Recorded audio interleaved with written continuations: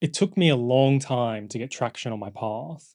And prior to getting traction on my path, I remember just looking at other people and thinking, how did you just pick that? How did you just start moving in that direction?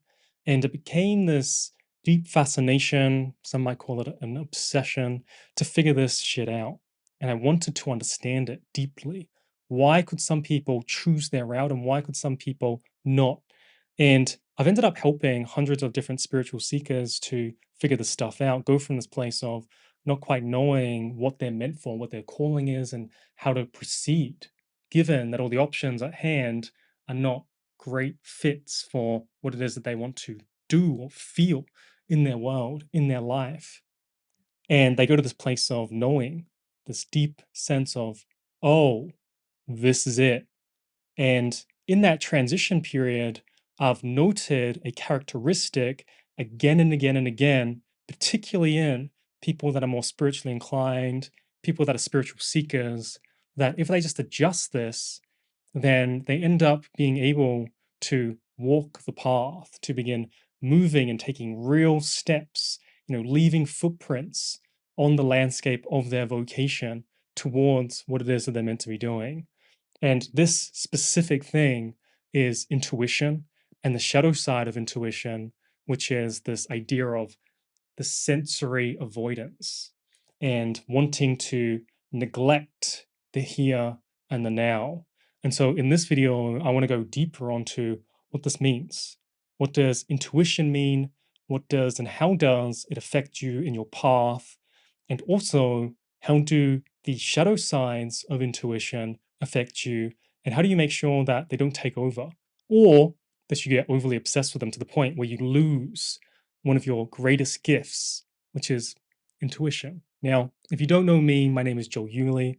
I'm an occult philosopher, and I help spiritual seekers to know what their path is. I do this by unearthing their career archetype, this basic pattern in the foundation of their path that reveals the right path for them to move towards and essentially to choose. And my mission is to help 1,000 people unearth their career archetype. So in this video, hopefully I can help you to gain some traction on your path and put you in the better direction towards what your soul wants you to do in this lifetime. So the interesting thing is when I started working with people, spiritually inclined people, what I noticed was that, and this was through Jungian psychology, was that the vast majority of the people that worked with me were highly intuitive.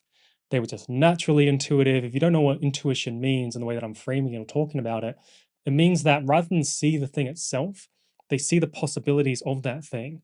Either they see the what ifs of that thing, and so they gain foresight into it. We can talk about this in the sense of prophecy as well, the deep future, or they see the mythic, the symbolic, the underneath things rather than the actual thing. They're more attuned to the energy of the space rather than the literal thing itself. One interesting story is that I remember I went to a restaurant with a couple of friends, and one of those friends, she was very, very high in what you would call as sensation, the opposite of intuition. And sensation is more concerned with the literal and the here and the now. And the thing was when I was speaking to her, I was like, what do you see in this restaurant? Like, what are you experiencing right now? And she started pointing out these different intricate details in the environment that I hadn't paid attention to at all. And this was mainly because she was taking in the sensory environment as it was, whereas I was taking on a different sort of projections of the environments, different ways in which the environments were speaking to me outside of the literal. I would see somebody and I would start to guess at how this person was or who this person was in the world. Maybe I saw someone with a suit and I'll be like, okay, this guy works in corporate, or this guy is an investor, or this guy works in finance. And I'd start jumping to different conclusions rather than just absorb the actual physical place in the here and the now. Or, I'd see a chair, and then seeing that chair, I'd start making, interpretations on the restaurant. Okay, that chair has a chip on it. Because that chair has a chip on it, it means that maybe this place isn't that well looked after, which might mean that also that the food isn't that well looked after. Okay, so then that might be something that I need to be watchful of. And that intuitiveness that was naturally in me was dismissing the literal environment and instead taking in just a snippet in order to jump into what this possibility could mean. And so in working with different students and just, being surrounded, I noticed again and again and again that they weren't taking in the environment. Instead, they were taking in the possibilities of the environment, constantly jumping from it, constantly moving away from it, constantly looking like, what did that really mean? Like, what's underneath those words? And there's a time and there's a place for that. But they were moving away from the literal in favor of the potential. And it's really important to note that intuition has tremendous strengths. And if you are yourself just naturally intuitive, you want to make sure that you align yourself in the world with those strengths. You don't want to say, okay, I need to be more literal now. I need to care a lot about my taxes. And when they come around, I need to make sure that I cross everything off and do it properly. I need to make sure that I put the bins out every Monday. You don't need to do that shit. And in saying this and being surrounded by a lot of students with high intuition, it's really important to align yourself with your intuition in your vocation. If you're not in a path that allows that sense of what ifness, that sense of what's possible, that sense of the creation of a reality that is in many ways unknown to you, but could slightly be seen even from the vantage point of the present. If you're not utilizing that advantage, then you're not playing towards a congruence that will actually help you on your path. So, to ground this into an example, I'll give you two. The first one is people that are investors. So, there's a lot of really, really great investors that are N types, meaning they're more intuitive. And so they can get a little bit of information, project that out into the future, and then they can make a financial gain. To look at the world of relationships, one example that might not show the upside, but it might show the upside, is when people see a partner that has a lot of potential, right? They see something within that person that, if nurtured, that if comes into being, is going to be vastly superior to where that person is right now. So you see this a lot in relationships when people will get into a relationship with someone, everyone's like, why are you with that person? And then 5 years, 10 years later, that person's amazing. And they're like, whoa, I didn't see that. It's like, yeah, no shit. Because you're looking at everything face value, you're looking at everything in the here and the now. And so you can't make bets on what's going forward in the future. Now, conversely, the opposite can happen too, where somebody sees someone else with a lot of potential. They're like, this person's got a lot of potential. If only they fix this area of their life. And then 10 years later, they still suck. And to get even deeper into this, people that are in the spiritual spaces, and you have these different career archetypes like a mystic, like an oracle, like a shaman that is able to go beyond the presence of the here and the now into what seems like different domains of reality. And this idea of intuition helps them to go outside the boundaries, go outside the walls.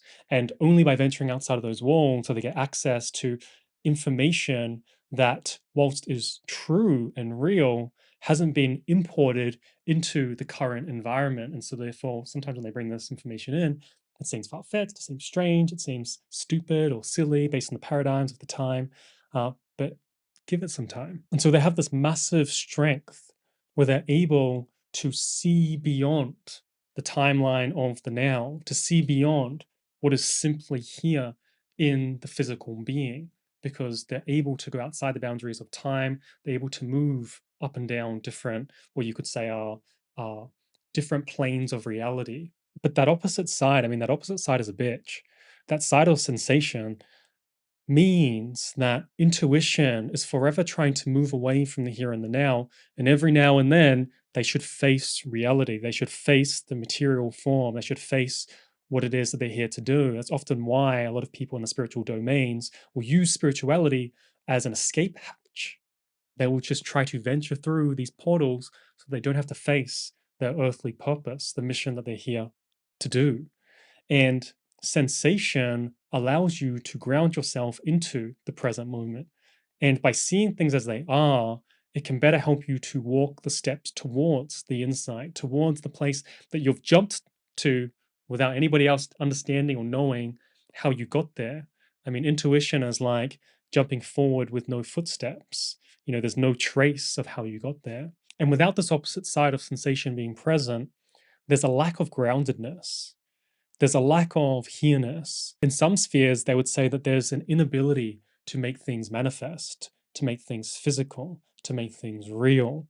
And that's because it hasn't come all the way down into form. An interesting story that comes to mind is I worked with this student, and we unearthed his career archetype as a chef.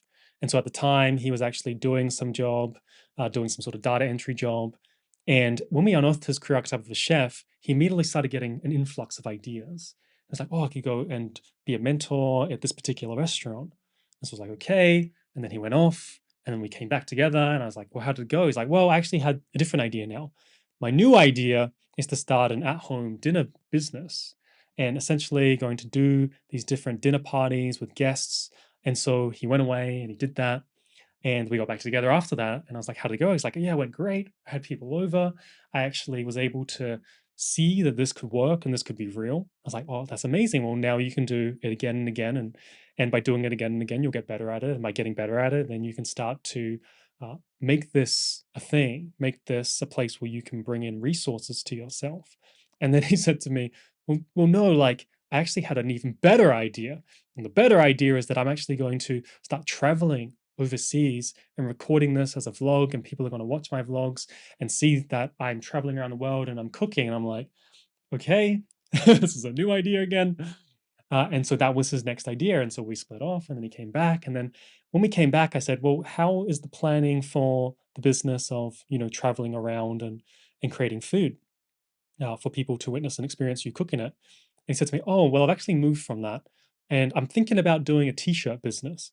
I remember just being like, all right, your intuition is on fucking fire. There is no grounding. There is no sensation. There is no facing the real. You're continually looking for the new because of the inability to stay on what it is that you originally chose. And the new thing can often seduce people into pursuing it. And yet, the rewards that could have been received from the old thing never have a chance to blossom.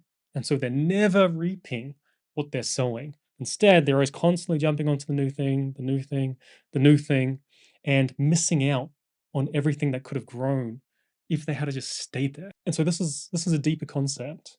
It means that the root cause wasn't a matter of figuring out the right business model, wasn't a matter of figuring out the right path in terms of a superficial level. It was that the root wasn't being addressed or faced. He wasn't facing this idea that, hey, you have no roots. There's an opposite side to intuition that needs to come into awareness. And if this shit isn't in awareness, it's just going to rule you like fate. It's going to appear in the world as something that is just always new, always next, and you're never going to materialize your potential. And you can also see this quite clearly in Hermetic philosophy. I mean, one of the sort of notions or narratives is that you want to leave the physical or the material and move towards the higher domain. And there were actually certain Gnostic sects that wanted to avoid the material so much that they didn't even want to have offspring. They didn't want to have children because they didn't want to bring them into this physical being. They saw the world as somewhat of a trap, this unfinished business by some god, and that this was all a mistake, an abandoned place in which we need to leave. And this is intuition on fucking fire. I mean, this is leaving the material for the transcendent. And there are definitely people and paths that need to pursue this. But for the vast majority of people, your purpose is here on earth.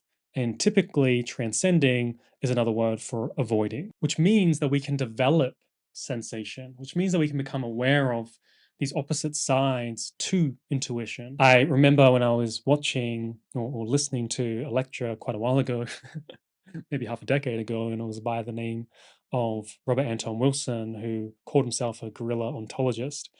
And he said, and he sort of explained this idea of reality tunnels, that two people can walk through the same room and have completely different experiences of that exact same room. Given the same time, given the exact same environment, they have different experiences because everybody takes in the world differently. So we're all experiencing a different reality. And when people that are high in intuition start developing that sensation side, they start to get an introduction into an alternative reality, a reality that is more closely connected with a place whereby they can express and do their work in a material and earthly form. And because it's uncomfortable and because it's foreign, they often will peer into that and be like, no, I'm not doing that. And they move away from it because that side of themselves is underdeveloped. And so they need to develop this side of themselves in order to do the work. And yet it's the very thing that causes pain. So they don't want to do it at all. In other words, You need to see the here and the now and the past and your personal past or your personal past history as your friend, as a teacher, as a mentor, as someone that can share with you what it is that you need to learn and how it is that you need to proceed. And that means when you start to bring the historic knowledge of yourself into play as something that needs to be thought about when making a decision, that every new thing that comes has to be tied to the old thing that has been.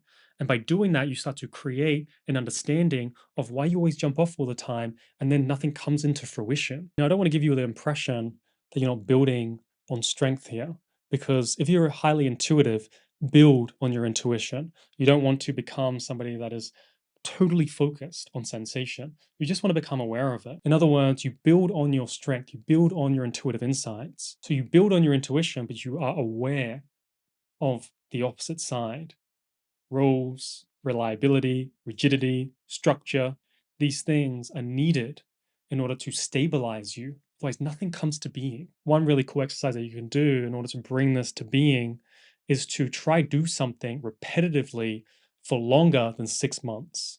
So try something new, try to do it for longer than 6 months. Most people with high intuition typically can't do the same thing for 6 months over that period of time because sensation hasn't come into awareness.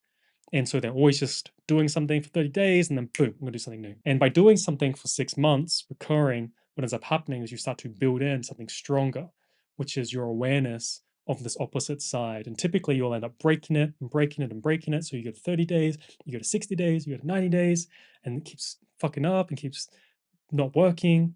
And then you start to realize why. It's the deeper pattern, it's the root cause that's causing havoc. And so, if you want to bring things into being, if you want to get traction on your soul led career, you need to be aware of the opposite side of intuition.